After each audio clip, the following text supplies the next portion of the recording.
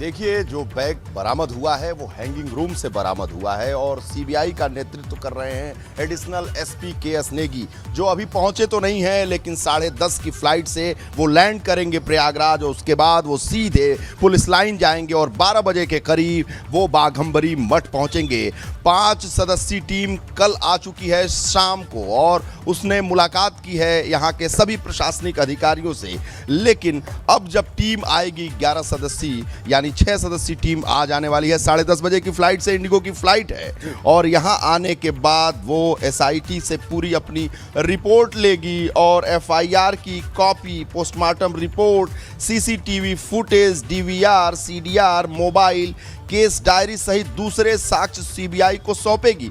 हालांकि जो एसआईटी की रिपोर्ट में ये उल्लिखित किया गया है कि अब तक उन्होंने मामले में कितने लोगों की गिरफ्तारी की है, कितनों का बयान लिया है और अन्य जो भी कार्रवाई की गई है उसे सम्मिलित किया गया है। केस ट्रांसफ़र, देखिए केस ट्रांसफ़र तब होता है जब सीबीआई की ओर से लिखित रूप में मांगा जाता है। सीबीआई भले ही अभी केस टेक ओवर नहीं की है लेकिन प्रारंभिक स्तर पर जांच शुरू कर दी है। कल शाम से ही शनिवार को यानी आज सीबीआई की टीम बाघंबरी मठ आकर यहां से शिष्यों, सेवादारों सबसे मिलेगी और एसआईटी से रिपोर्ट लिखित रूप में अपने अंडर में ले लेगी और उसके बाद से बहुत सारी जांच की जो प्रक्रिया है उसे आगे बढ़ाया जाएगा। मोहम्मद मोइन के हाथों में कुछ ऐसी ब्रेकिंग है जिसका इंतज़ार जनता को है, जो लिखा हुआ है। मोइन, क्या सुनाएंगे? जी बिल्कुल, कल दोपहर को जब हम और आप गए थे महंत नरेंद्र गिरी के वकील के पास, इस मठ के वकील के पास, ऋषि शंकर द्विवेदी जिनका नाम है,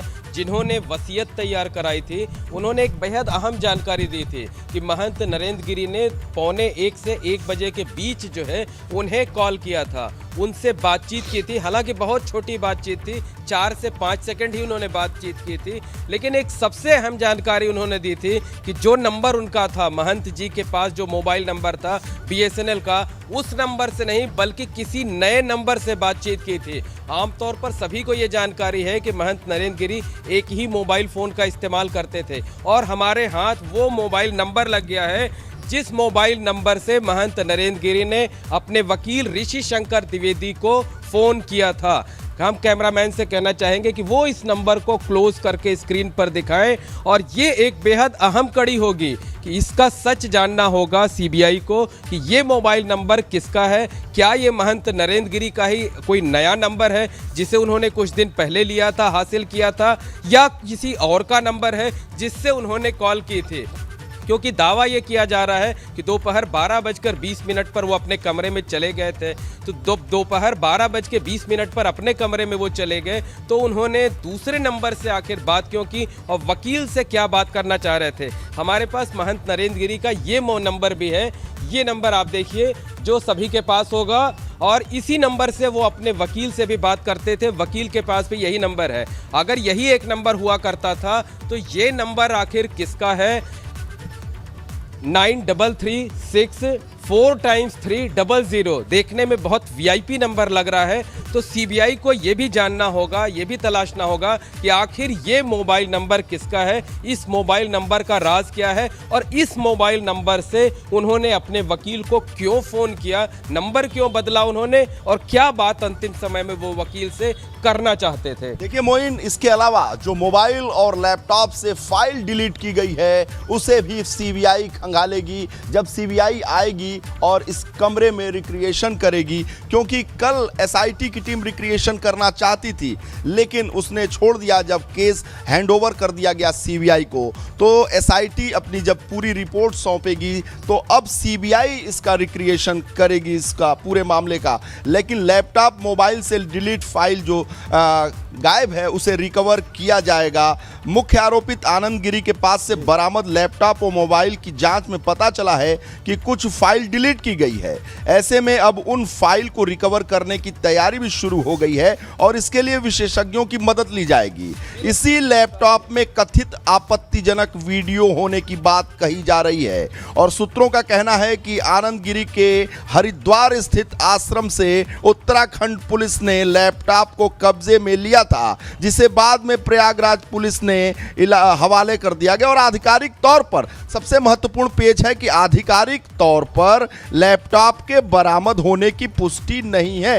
यह भी कहा जा रहा है कि अगर लैपटॉप को आधिकारिक तौर पर बरामद कर दिया जाए, इसकी पुष्टि कर दी जाएगी, तो उसे कोर्ट में सौंपना पड़ेगा। लेकिन जब तक डिलीट फाइल को पुलिस अपने हाथ में नहीं ले लेती है, उस वीडियो को अपने हाथ में नहीं ले लेती है, तब तक आधिकारिक तौर पर उसे अपने कब्जे में होने की पुष्टि नहीं करेगी। मोइन जी बिल्कुल, निश्चित तौर पर जो जानकारी आपने दी बेहद अहम जानकारी है और बेहद पुख्ता जानकारी है कि महंत नरेंद्र गिरी की मौत की सूचना जैसे ही आनंद गिरी को लगी, उन्हें इस बात का एहसास हो गया कि उन्हें हिरासत में लिया जा सकता है, उनकी गिरफ्तारी की जा सकती है।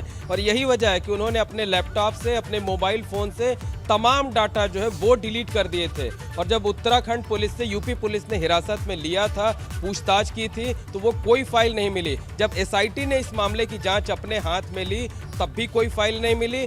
वो जो डाटा था वो साइबर एक्सपर्ट को बुला करके तमाम फाइलें रिकवर कराई गई और जो फाइलें रिकवर हुई हैं उनमें से तमाम अहम तथ्य मिले हैं। और उन्हीं में से वो जो आपत्तिजनक वीडियो है, जिस वीडियो के बारे में बात कही जा रही थी, वो वीडियो भी रिकवर हुई फाइल से मिला है। आनंद गिरी ने उसे अपने मोबाइल फोन से और लैपटॉप से, दोनों से डिलीट कर दिया था। लेकिन डिलीट करने के बाद अब सीबीआई वो सारे सेवादारों से, शिष्यों से, आनंद गिरी से, आद्या से और उन सारे लोगों से पूछताछ करेगी जो निशाने पर हैं। एक और अहम खबर है, और अहम खबर दिखा दूं, ये सीसीटीवी कैमरा लगा हुआ है, लेकिन जो सोर्सेस से खबर है, जो जांच पड़ताल में सामने आया है साक्ष्य, उसमें ये उस समय खराब था। हैंगिंग के समय ये खराब था और बहुत सारी चीजें जो खराब थी, जो चीजें बदली हैं, उस पर भी नजर है सीबीआई की। जी बिल्कुल, निश्चित तौर पर जो बाहर गेट पर सीसीटीवी कैमरे लगे हुए हैं और जो हैंगिंग रूम के बाहर भी एक सीसीटीवी कैमरा लगा हुआ है, सबकी डीवीआर जो है वो सीबीआई को चाहिए होगी। सीबीआई के हाथ वो एक बेहद अहम क्लू होगा कि महंत जी कितने बजे दाखिल हुए, कितने बजे अपने कमरे में गए और इस दौरान यानी सुबह से लेकर के शाम तक कौन कौन लोग मठ में दाखिल हुए।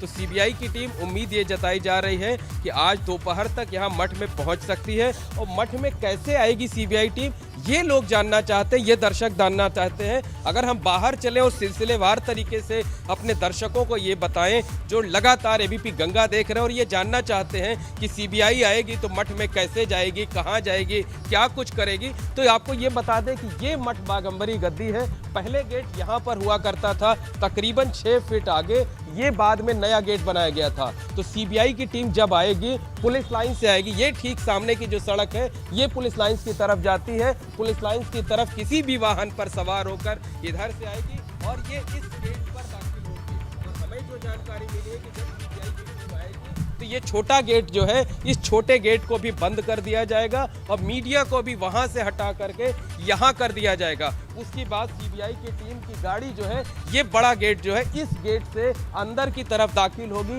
गाड़ी यहाँ पर रुकेगी और गाड़ी जब रुकेगी तो उसके बाद जो सीबीआई टीम के सदस्य होंगे, ये बाईं तरफ एक छोटा सा रास्ता बनाया गया है, ये छोटा सा रास्ता है, बैरिकेड कर दिया गया है पूरे इस इलाके को। और आप देखिए ये छोटा सा रास्ता, यहाँ से सीबीआई की टीम आएगी और ऐसे घूमते हुए इस रास्ते से ऐसे, ये जो बैठकी है इधर इसके बगल से ऐसे घूमते हुए ये ठीक सामने जो हैंगिंग रूम है, इस हैंगिंग रूम में जाएगी, इसकी सील खोली जाएगी और कई अहम गुत्थियों को सुलझाएगी। वो गुत्थियां क्या है, जिस रूम में जाएगी वहां पर वो कई गुत्थियों को सुलझाएगी और गुत्थियां बहुत सारी हैं, जिसमें मामला यह है कि जब महंत कुछ लिखने पढ़ने में हिचकिचाते थे तो उन्होंने 12 पेज का सुसाइड नोट कैसे लिख डाला।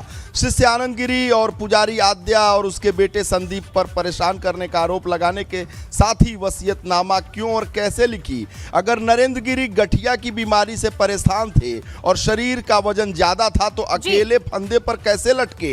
बेड के ऊपर स्टूल रखा था लेकिन वो अपनी भारी शरीर को कैसे संभाल सके। फंदे से उठाते वक्त कमरे का जो सामान इधर उधर क्यों नहीं गिरा, क्यों नहीं अव्यवस्थित हुआ, वह कौन व्यक्ति है। सीबीआई की टीम जांच करेगी। मैं लौटती हूँ आपके पास